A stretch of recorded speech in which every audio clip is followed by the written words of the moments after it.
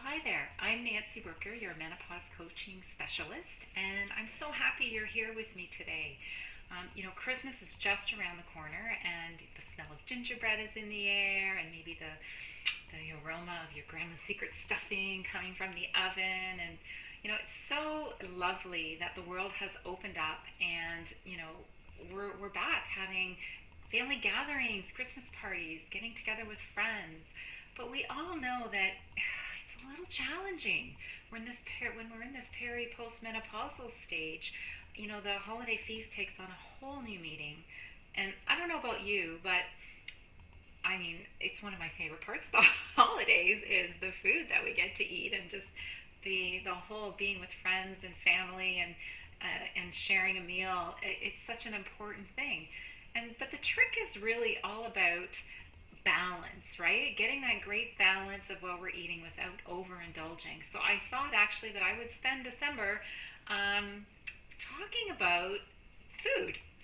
So I think what we'll do is today we're going to talk a little bit about meal planning, and then over the next few weeks we'll have some tips on how to stay on track over the holidays, tips and tricks for healthy eating, and I want to talk about how to tap away your food cravings.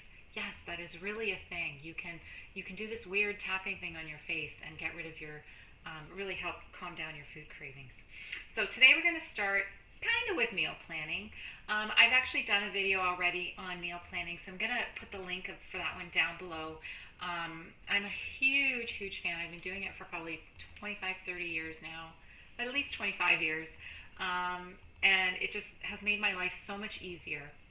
But I talk about that in the other video. What I want to kind of talk about today is a little bit more specifically in this stage in our lives, what our menopausal plate should look like. And let's try and make that as easy as we can. Because I think out there's so much information. So now, caveat, I'm not a nutritionist. However, I have taken this menopause specialty course, these courses, and with the latest research in, what works and what doesn't work for women of our age. So why would you ever want to do any sort of meal plan to start with? Well, you're getting great nutrition. You're less likely to be tempted when you're out there. There are unhealthy options around. You're less likely to feel guilty when you do indulge in, the holiday festivities. But you're also, because you're eating well outside of that, you're going to feel more satisfied to start with, which will help with those cravings. And as a bonus, I mean, there are so many chronic diseases that come as, once we start eating more healthy, we can reduce the risk of things like cardiovascular disease and osteoporosis, which is so, our population is very much at risk for. And bonus, it helps with weight management. So really, why wouldn't you want to do this? Is probably more the question. And it really sets us up with this great, powerful habit when we start this meal planning. What could that look like? Well, let's talk about that now. So, number one, I want to talk about protein. Now, most women in general don't get enough protein. I know if I wish that I knew back then what I know now about how much I should actually be getting, because I'm sure my whole life I was never getting enough protein. And it becomes even more challenging as we age, because we actually lose the ability to absorb the protein that we are eating as easily. So we actually need more protein as we get older, not less. Why do we want it? Well, it helps with maintaining lean muscle mass, healthy body composition. It helps with brain health, with bone health. It helps with our recovery from exercise. It helps keeps us satisfied, satiated, among so many other things. And so it's really important for us to get a good source of protein. So how do we do this? How much do we need? What is it?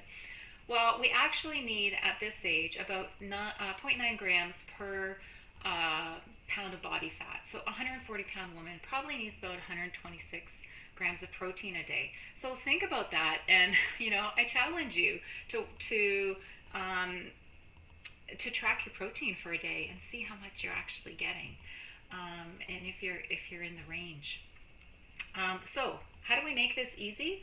Well, if you just hold your hand up and you look at the palm of your hand and the thickness of your palm, that is one for you. That's going to be about 20 or 30 grams of protein. So that would be, you're gonna want 1 or 2 servings of that, depending on how many meals you're eating a day too, right? Some people eat 3, some people eat 4. Better 4 than 3, and some people eat 5. So you're going to look for about 2 or 3 palms a day, a meal, or 1 to 2, sorry, palms a meal. And don't make it difficult. Start with just adding 1 extra palm to a meal. Look at what you're getting. Consider if it's enough. Start with just one meal and looking at getting 1 extra palm at one meal. What could you eat? Like I think we talked about, fish, chicken, lean meats. If you can eat dairy, maybe adding in some low-fat cottage cheese or some plain Greek yogurt or something like that. One of my favorite breakfasts that I eat is I get one of those high-protein plain yogurts, and I add my berries. I add strawberries and blueberries and ground flax to it, and oh my gosh, it's so delicious. And I rotate that through, that's something else that we talk in the meal planning about. But it's okay to kind of rotate meals through so that you're not always having to reinvent the wheel and come up with new things, and you're not eating the same thing every day. So that's proteins. Carbohydrates. A serving of carb is about how do I show you this? 1 cupped palm of your hand, whatever your hand is. Why do, I think we get scared of carbs. Why do we need them? Well, they're so important. They help with low energy. They help with brain fog. That's a big thing for us. They help with mood issues, constipation, cravings. You want about 8 servings a day of carbohydrates. And ideally, you want them to be high in fiber, like complex carbohydrates, nutrient dense, slow digesting. What is that? Well, that would be like your beans, your whole grain rice, your sweet potatoes, maybe your 12-grain breads or your Ezekiel breads, whole wheat pastas, that sort of thing. So you're looking at adding maybe 1 or 2 of handfuls per meal of these carbs, of these complex carbs, and maybe 1 at your snack, depending on how many snacks you're having, 1/2 to 1 at your snacks. So the next thing is vegetables. Yes, we always know that we need to eat our vegetables, and this is another thing. Like it's hard if you're not planning to make sure that you're getting them all. But of course we need them. They're so high in nutrition and in fiber, and we're going to talk about why fiber is important in a minute. They help reduce your risk of chronic disease. They're going to help with mental health challenges. You want to get really 5 to 10, I'd say closer to 10, multicolored vegetables every day. And we all know what a fruit or vegetable looks like, but really pay attention to how you feel when you eat certain things. Pay attention to how you feel overall. How's your energy and how's your tummy? Some things are harder to digest, and so you might want to slowly introduce those, or maybe they're just not right for you. So really paying attention to what feels good for your body, and you're working with a nutritionist or a naturopath who can really help you cue into those things. And again, this is something that I help my clients with, initiating that conversation, so that they can find somebody to help them with these things. But not even just that, because sometimes the issue is what what to do, but you just can't do it. And so that's where somebody me like comes in. I help you stay the course. I help you reduce those stress, the triggers that are triggering you to eat the wrong things, that are keeping you from choosing the healthy options, or stopping you from getting the help that you need. Okay, number 4, we're looking at fat. So a fat is like your thumb. The length of your thumb is 1 serving of fat. Don't be scared of healthy fats. We're talking healthy fats here.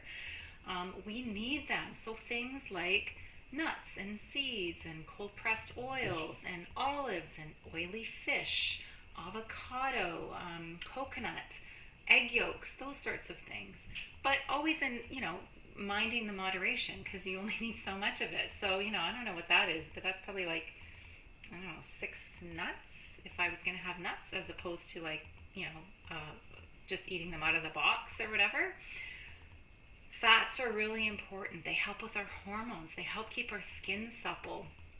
If you've got tissue or vaginal dryness, we want those healthy oils in our diet to help with that, and it helps balance out the risk of cardiovascular disease. So 1 to 2 portions a meal, and maybe a half a portion at a snack. Remembering that fats are really high in calories, so I think that's probably the one that you would really want to be monitoring close, how much you were eating, or close, but you would want to be sort of cognizant of how much you were eating. Don't blindly just grab from the box. But so important, and you absolutely need it, and don't cut it out. Healthy fats are important. And finally, fiber. Fiber is crucial, I think. The fiber that we eat really feeds our gut microbiome, which is so important for our mood and our brain function. Hello, menopausal ladies. Like, don't we always, brain fog and forgetfulness? Those sorts of things are top on our list. So we need those healthy fibers in our bodies.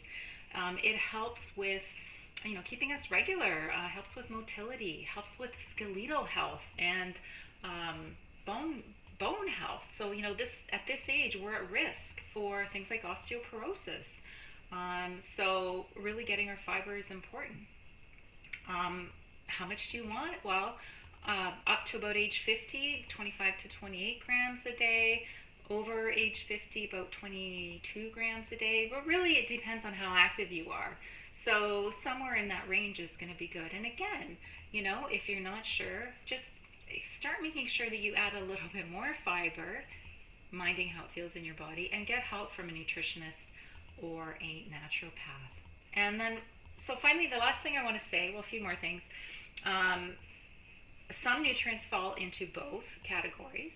So it could be, peanut butter is a healthy fat, but it also has a bit of protein, but it's actually a fat.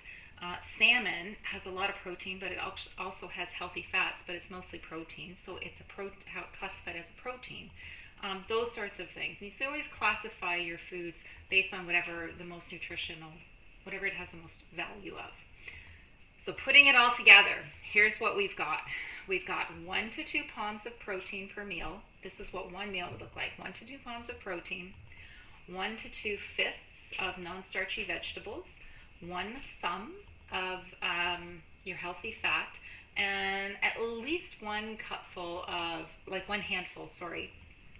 cupped handful of slow digesting, high fiber carbohydrates. And this is what every meal should look like. So if you need help figuring out what to eat, a holistic nutritionist, naturopath specializing in peri and postmenopause is perfect. But if you really need help reducing those triggers, getting yourself to get the help that you need, and then following through with what you learn, then let's chat. So remember, life shifts and so can you. Menopause is a groove, not a grind. So I hope this was helpful for you today to start off the holiday season. I know it was a lot of information. We're going to get into tips and tricks in the next few weeks. That will be really helpful. And if you could use some help really laying out your menopause vision statement, figuring out what you want and how you're going to get there, then let's talk. Subscribe to this channel. Come visit me over at Living in Yes. Book your free consultation with me, and let's chat soon. Remember, you're not aging, you're marinating, getting more flavorful with each hot flash. Bye for now.